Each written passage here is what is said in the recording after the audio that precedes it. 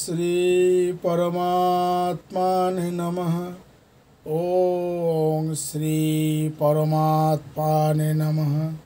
ওং শ্রী পরমাত্মানে নমঃ। ভগবানের অশেষ কৃপার জন্য আমরা আজ থেকে শুরু করতে চলেছি শ্রীমদ্ ভাগবত মহাপুরাণ প্রথম স্কন্দ থেকে দ্বাদশ স্কন্দ পর্যন্ত ধারাবাহিকভাবে আলোচনা পঠন পাঠন আমরা শুনতে থাকব শ্রীমদ্ ভাগবত মাহাত্ম্য। ওং নমঃ ভগবতে বাসুদেবায়। ওং নমঃ শ্রী ভগবতে বাসুদেবায়। ওং নমঃ শ্রী ভগবতে বাসুদেবায়। কৃষ্ণং নারায়ণং বন্দে কৃষ্ণং বন্দে ব্রজপ্রিয়ম। কৃষ্ণং দ্বৈপায়নং বন্দে কৃষ্ণং বন্দে পিতাসুতম। হে কৃষ্ণ করুণা সিন্ধু দীনবন্ধু জগৎপতে গোপীশ গোপিকাকান্ত রাধাকান্ত নমস্তুতে। শ্রীমদ্ ভাগবত কথা আমরা আজ শুনব দেব ঋষি নারদের ভক্তির সঙ্গে সাক্ষাৎকার। যিনি জগতের উৎপত্তি স্থিতি ও লয়ের হেতু এবং আধ্যাত্মিক আদি দৈবিক ও আদি ভৌতিক এই ত্রিতা বিনাশক সেই সচ্চিদানন্দ স্বরূপ ভগবান শ্রীকৃষ্ণকে আমরা প্রণাম করি। ব্যাসদেব পুত্র সুখদেবের তখনও উপনয়ন সংস্কার হয়নি, অর্থাৎ তার লৌকিক বৈদিক সমস্ত কর্ম অনুষ্ঠান বাকি। এমতো অবস্থায় তিনি সন্ন্যাস গ্রহণের সংকল্প নিয়ে একাই গৃহত্যাগে উদ্যোগী হয়েছেন। তাই দেখে তার পিতা ব্যাসদেব পুত্র বিরহে কাতর স্বরে বলে উঠলেন, পুত্র, তুমি কোথায় চলেছ? সেই সময় তন্ময় হওয়ার ফলে বৃক্ষরাজি সুখদেবের হয়ে উত্তর দিয়েছিল, এইরূপ সর্বভূত হৃদয় স্বরূপ সুখদেব মুনিকে আমি প্রণাম করি। একদা ভগবত কথামৃত রস আস্বাদন কুশল মুনিবর সৈনক নিমিষা অরণ্য ক্ষেত্রে বিরাজমান মহামতি সুতকে নমস্কার করে জিজ্ঞাসা করলেন। সৈনক বললেন, হে সুত, অজ্ঞান অন্ধকার দূরীকরণে আপনার জ্ঞান কোটি সূর্যের সমান প্রভাময়। আপনি আমাদের কর্ণের তৃপ্তি বিধানকারী অমৃত স্বরূপ সারগর্ভ কথা বলুন। ভক্তি জ্ঞান ও বৈরাগ্য দ্বারা লভ্য মহান বিবেকের বিকাশ কি করে হয় এবং বৈষ্ণবগণ সর্বপ্রকার মায়ামোহ থেকে নিজেদের কি করে মুক্ত করেন? এই ঘোর কলিকালে জীব প্রায়শই আসুরির স্বভাব পেয়েছে। নানাবিধ ক্লেশে ক্লিষ্ট এই জীবকে পরিশুদ্ধ করার সর্বশ্রেষ্ঠ উপায় কি? হে সুত, আপনি এমন কোনো শাশ্বত সাধন পথের সন্ধান দিন যা সর্বাপেক্ষা কল্যাণকারী এবং পবিত্রকর, আর যার দ্বারা ভগবান শ্রীকৃষ্ণকে পাওয়া যায়। চিন্তামণি কেবলমাত্র লৌকিক সুখী দিতে পারে, আর কল্পবৃক্ষ বড়জোর স্বর্গীয় সম্পাদি দিতে পারে, কিন্তু গুরুদেব প্রসন্ন হলে ভগবানের যোগীদুর্লভ নিত্য বৈকুণ্ঠ ধাম দিতে পারেন। সুত বললেন, হে সৈনক, তোমার হৃদয়ে ভগবত প্রেম রয়েছে, তাই আমি বিচার করে তোমাকে সমস্ত সিদ্ধান্তের সার কথা শোনাচ্ছি, যা জন্ম মৃত্যুর ভয় দূর করে। আমি তোমাকে ভক্তি প্রবাহ বৃদ্ধিকারী এবং ভগবান শ্রীকৃষ্ণের প্রসন্নতা অর্জনকারী সাধনের কথা বলবো, মন দিয়ে শোনো। সুখদেব কলিযুগে জীবকে কালরূপী সর্পের গ্রাসে পতিত হওয়ায় মহাভয় থেকে রক্ষা করার জন্য শ্রীমদ্ ভাগবত শাস্ত্রের প্রবচন করেছেন। চিত্তশুদ্ধির জন্য এর থেকে মঙ্গলকারী আর কোনো সাধন নেই। জন্ম জন্মান্তরের পুণ্যের উদয় হলে তবেই মানুষের এই ভাগবত শাস্ত্রের প্রাপ্তি হয়। রাজা পরীক্ষিতকে এই ভাগবত কথা শোনাবার জন্য সুখদেব যখন সভায় সমীচীন ছিলেন, তখন অমৃত কুম্ভ নিয়ে দেবতারা তার কাছে আসেন। নিজেদের কার্যসিদ্ধিতে অতীব কুশল দেবতারা মহর্ষি সুখদেবকে প্রণাম করে বললেন, আপনি এই অমৃত ভাণ্ড গ্রহণ করে তার পরিবর্তে আপনার কথামৃত আমাদের প্রদান করুন। এই প্রকারে আমাদের পরস্পরের মধ্যে কথামৃত ও অমৃত বিনিময় করে মহারাজ পরীক্ষিত অমৃত পান করতে থাকুন, আর আমরা সকলে শ্রীমদ্ ভগবত রূপ অমৃত পান করি। এই সংসারে কাছ আর মহামূল্য মণি যেমন, তেমনি কোথাও অমৃত আর কোথায় ভাগবত কথা। এই সব চিন্তা করে সুখদেব দেবতাদের কথা হেসে উড়িয়ে দিলেন। দেবতাদের ভক্তিহীন কথা শ্রবণে অনধিকারী বুঝতে পেরে সুখদেব তাদের কথামৃত দেননি। এই কারণে শ্রীমদ্ ভাগবত কথা দেবতাদেরও দুর্লভ বলা হয়। পুরকালে শ্রীমদ্ ভাগবত শ্রবণে মহারাজ পরীক্ষিতকে মোক্ষ লাভ করতে দেখে ব্রহ্মাও বিস্মিত হয়েছিলেন। তিনি সত্যলোকে সকল প্রকার সাধনকে ওজনে বিচার করেছিলেন। ওজনে ভাগবতই নিজ মাহাত্ম্য সব সাধন অপেক্ষা ভারী হয়। তা দেখে মুনি ঋষিরা সকলেই চমৎকৃত হন। তারা সিদ্ধান্ত করেন যে কলিযুগে এই ভগবত স্বরূপ ভাগবত শাস্ত্রেরই পাঠ এবং শ্রবণে তৎক্ষণিক মোক্ষ প্রাপ্তি সম্ভব। সপ্তাহ বিধি অনুসারে শ্রবণে শ্রীমদ্ ভাগবত নিশ্চিত ভক্তি প্রদান করে। পুরাকালে দয়ালু সনকাদি ঋষিগণ দেবর্ষি নারদকে এই শাস্ত্র শ্রবণ করিয়েছিলেন। দেবর্ষি নারদ যদিও পূর্বেই ব্রহ্মার নিকট এই শাস্ত্র শ্রবণ করেন, তবুও সপ্তাহ শ্রবণের বিধি সনকাদি ঋষিগণই তাকে বলেছিলেন।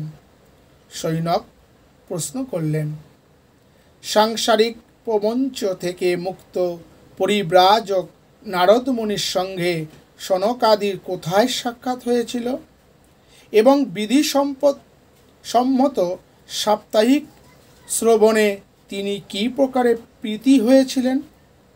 সুত বললেন, আমি তোমাকে এখন সেই ভক্তিমূলক কাহিনী শোনাচ্ছি, যে কাহিনী সুখদেব তার শিষ্যদের মধ্যে যোগ্য বিবেচনায় আমাকে একান্তে শুনিয়েছিলেন। একদিন এই 4 জন পবিত্র ঋষি সৎসঙ্গের জন্য বিশাল নগরীতে এসেছিলেন। তারা সেখানে নারদকে দেখতে পান। সনকাদি ঋষিগণ প্রশ্ন করলেন, হে ব্রহ্মণ, আপনাকে এত ব্যাকুল দেখাচ্ছে কেন? এত কি চিন্তা করছেন?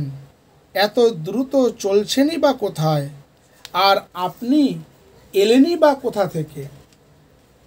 ঋত সর্বস্ব ব্যক্তির মতো আপনাকে ব্যাকুল দেখাচ্ছে। আপনার মতো নিরাসক্ত পুরুষের পক্ষে এরকম ব্যাকুলতা শোভা পায় না। এর কারণ কি বলুন?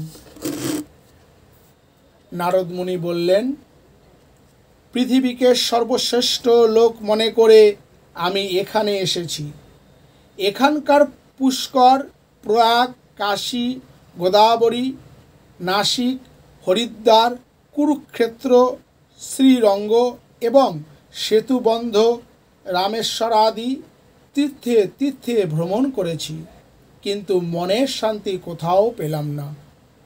বর্তমানে অধর্মের সহায়ক কলিযুগ পৃথিবীকে ক্লিষ্ট করে রেখেছে।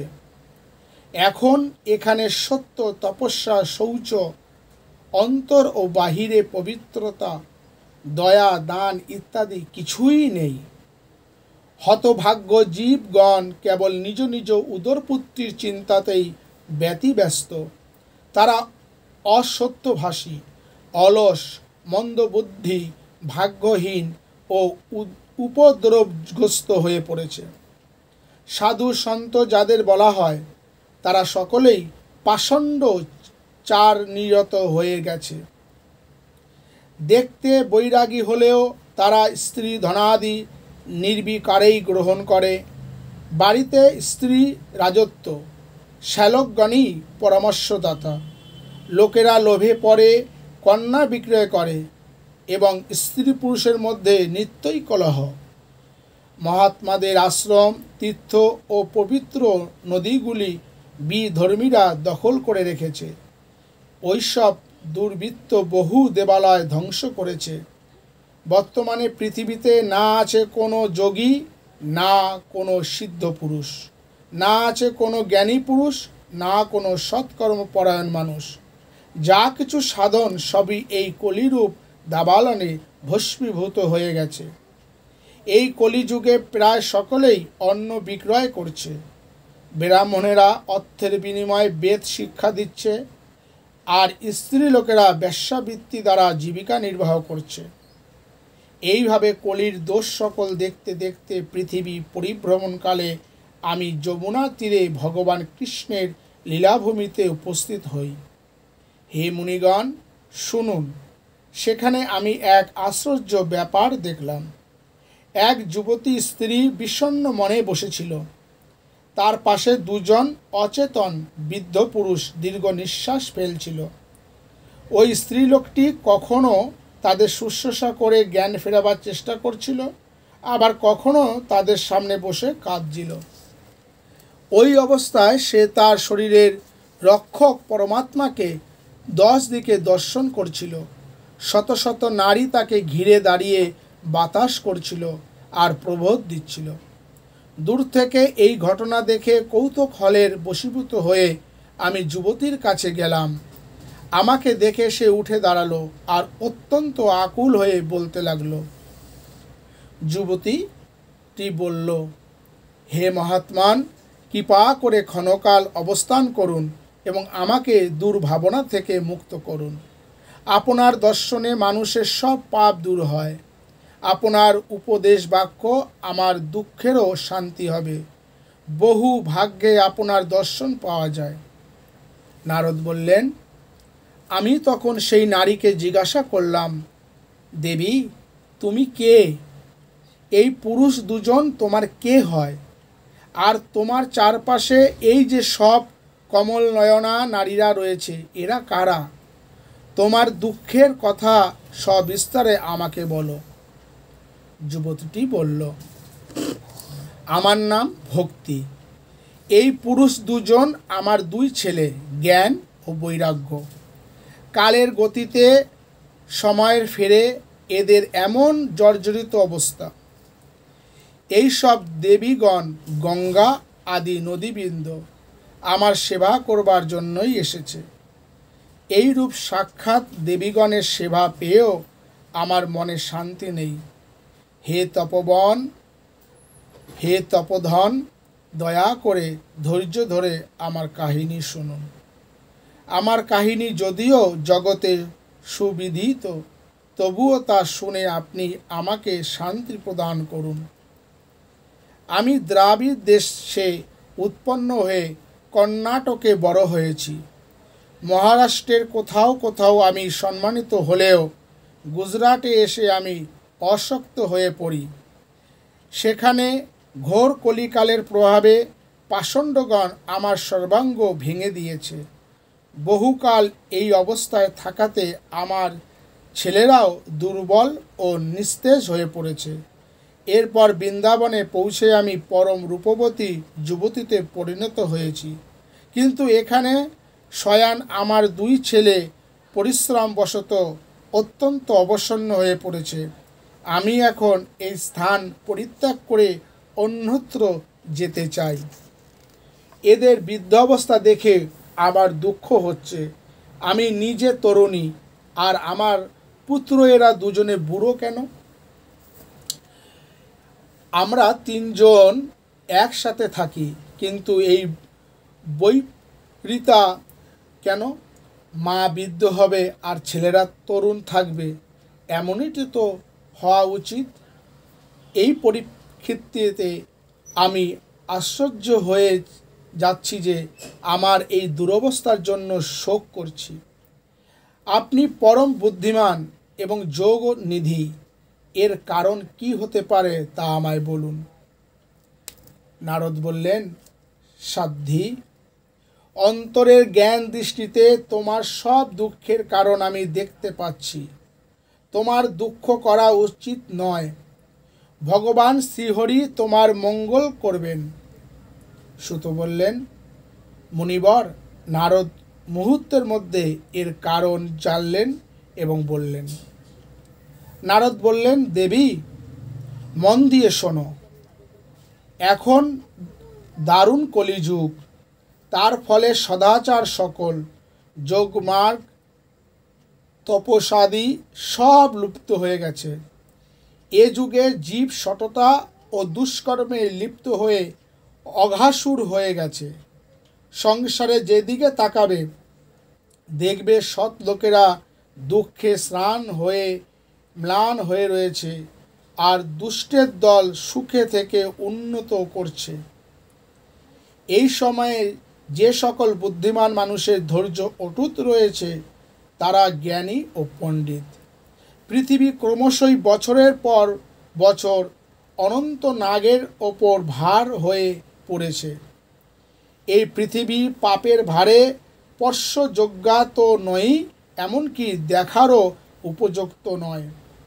আর এতে মঙ্গলজনকও কিছু দেখা যাচ্ছে না। এখন স্বপুত্র তোমার প্রতি কেউ দৃষ্টিপাত করে না। বিষয় অনুরাগে অন্ধ জীবের উপেক্ষিত হয়ে তুমি জর্জরিত হয়ে রয়েছ। বৃন্দাবনে এসে পড়ার ফলে তুমি আবার নবীনা তরুণী হয়ে গেছ। ধন্য এই বৃন্দাবন ধাম, যেখানে ভক্তি সর্বদাই নৃত্য করছে।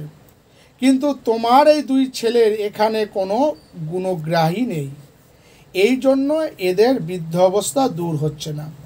এখানে এদের কিছু আত্মসুখ ভগবৎ স্পর্শজনিত আনন্দ প্রাপ্তির ফলে যেন নিদ্রাচ্ছন্ন বলে মনে হচ্ছে। ভক্তিদেবী বললেন, রাজা পরীক্ষিত এই পাপী কলিযুগকে থাকতে দিয়েছেন কেন? এর আসার ফলেই তো সব জিনিসের সার কোথায় যেন হারিয়ে গেল। করুণাময় শ্রীহরি বা এইসব অন্যাচার কিভাবে সহ্য করছেন? হে মুনিবর, আমার এই সংশয় আপনি নিরসন করুন। আপনার কথায় আমি বড়ই শান্তি পেয়েছি। নারদ বললেন, হে সাধ্বী, তুমি জিজ্ঞাসাই যখন করলে তখন মন দিয়ে শোনো। আমি তোমাকে সব খুলে বলবো, তাতে তোমার সব দুঃখ দূর হয়ে যাবে। ভগবান শ্রীকৃষ্ণ যেদিন এই মর্ত্যলোক ছেড়ে নিজের পরধামে চলে গেলেন, সেই দিন থেকেই এই মর্তে সব রকম সাধন ভজনে বিঘ্ন সৃষ্টিকারী কলিযুগ প্রবেশ করেছে। দিক বিজয়ের সময় রাজা পরীক্ষিতের নজরে পড়লে কলিযুগ অতি দিনভাবে তার শরণ গ্রহণ করল।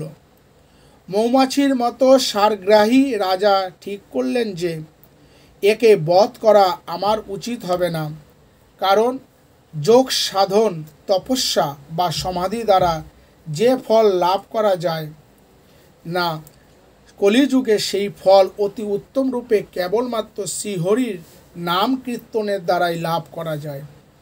এই রকম অসার হওয়া সত্ত্বেও শুধুমাত্র একটা দিকে সারযুক্ত হওয়াতে তিনি কলিযুগে জন্মগ্রহণ করা জীবের মঙ্গলের উদ্দেশ্যে তাকে আশ্রয় দিলেন। এই যুগে কুকর্মে পবিত্র হওয়ার ফলে মানুষের সব কিছুরই সার নষ্ট হয়ে গেছে এবং পৃথিবীর সব জিনিস বীজহীন তুষের মতো হয়ে গেছে। ব্রাহ্মণেরা কেবলমাত্র অন্ন ধনাদির লোভে ঘরে ঘরে গিয়ে জনে জনে ভাগবতী কথা শোনাচ্ছে। তার ফলে কথার সারবস্তুই আর থাকছে না। তীর্থ সকলে নানা রকম অত্যন্ত ঘোর কুকর্মকারী নাস্তিক ও নারকী সব মানুষ বাস করছে। এর ফলে তীর্থ সকলের মহাত্মাও নষ্ট হয়ে যাচ্ছে। যাদের চিত্ত নিরন্তর কাম, ক্রোধ, অতিশয় লোভ এবং বিষয় তৃষ্ণায় তাপিত হচ্ছে, তারাও তপস্যার ভান করছে। এর ফলে তপস্যারও সারভাগ নষ্ট হয়ে গেছে।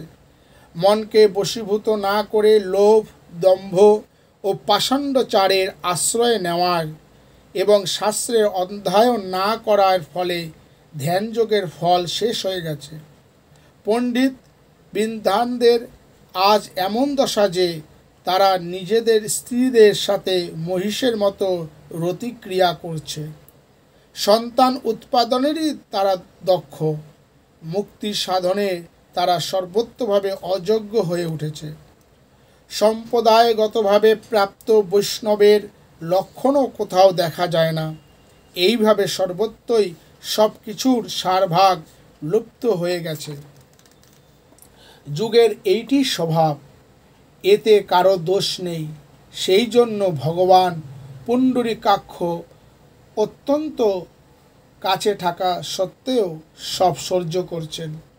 সুত বললেন, হে সৈনক, দেবর্ষি নারদের এই সব কথা শুনে ভক্তি বড়ই বিস্মিত হলেন। তারপর তিনি যা বলেছিলেন তা শোনো। ভক্তি বললেন, হে দেবর্ষি, আপনি ধন্য। আমার অতীব সৌভাগ্য যে আপনি এখানে এসেছেন। সংসারে সাধুর দর্শনে সমস্ত সিদ্ধিলাভের পরম কারণ। আপনার উপদেশ কেবল একবার মাত্র গ্রহণ করে কয়াধু কুমার প্রহ্লাদ মায়াকে জয় করেছিল।